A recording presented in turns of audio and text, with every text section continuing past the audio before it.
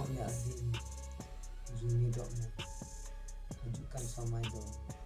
ᱟᱹᱰᱤ ᱜᱮ ᱢᱩᱥᱠᱤᱞᱟ᱾ ᱟᱹᱫᱤᱢ ᱥᱟᱱᱛᱟᱲ ᱟᱨ ᱦᱤᱱᱫᱩ ᱢᱩᱥᱞᱟᱹ ᱛᱟᱞᱟᱨᱮ ᱟᱹᱰᱤ ᱢᱟᱨᱟᱝ ᱛᱟᱯᱟᱢ ᱦᱩᱭᱩᱜᱼᱟ, ᱡᱟᱦᱟᱸ ᱫᱚ ᱞᱟᱠᱷᱚ ᱞᱟᱠᱷ ᱥᱚᱝᱠᱷᱟ ᱨᱮ ᱢᱟᱱᱣᱟ ᱡᱤᱣᱤ ᱵᱚᱱ ᱜᱩᱡᱩᱜᱼᱟ᱾ ᱦᱩᱫᱤᱥ ᱢᱮ ᱟᱹᱫᱤᱢ ᱡᱩᱢᱤᱫᱚᱜ ᱢᱮ, ᱦᱤᱡᱩᱜ ᱠᱟᱱ ᱥᱚᱢᱚᱭ ᱫᱚ ᱟᱹᱰᱤ ᱜᱮ ᱢᱩᱥᱠᱤᱞᱟ᱾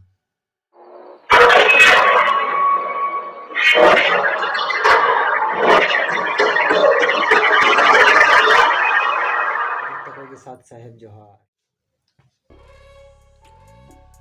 आबो भारत दिसम से पश्चिम राज्य रे मानवा जीवी को नितो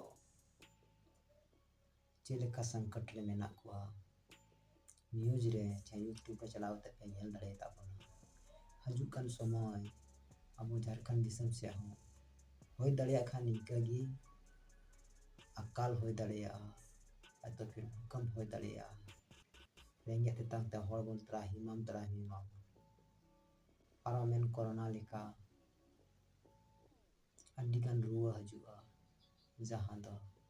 डॉक्टर होना ना इलाज बको दाड़ी नाम दाड़िया,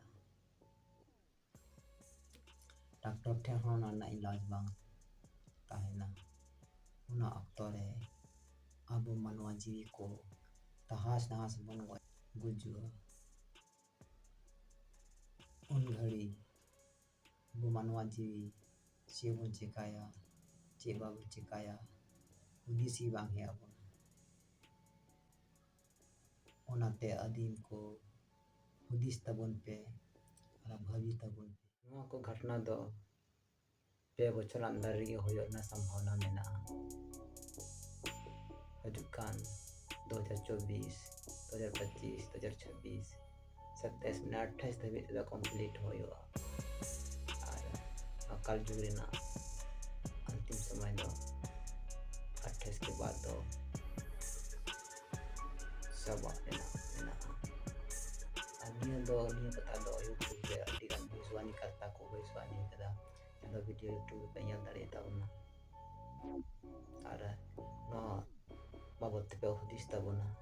हजुकान बछर 2024 खन 2028 धबी दो अड्डी मुश्किल समय कना जतो मानवा को जीवी ठे नेगी हुदिस थिंग जतो आदिवासी आदिम मानवा को जीवी ठे नेगी इन हरते जे अब जहाना गेबन कमी जहाना गेबन चिकाय हुदिस कते कमी जमा हुदिस बन से अन्य उमर चेदा से अब आदिम संताल को लनफन वीडियो बन ᱧᱮᱞ दाड़िया खानवा हजुकान समय रे चे परिवर्तन हो जाना भिदोआ नवा बारेते नवा को वीडियो गी बाबो ᱧᱮल वीडियो जुदि ᱧᱮᱞे कान खान तो मीत दम यूट्यूब रे सर्च माने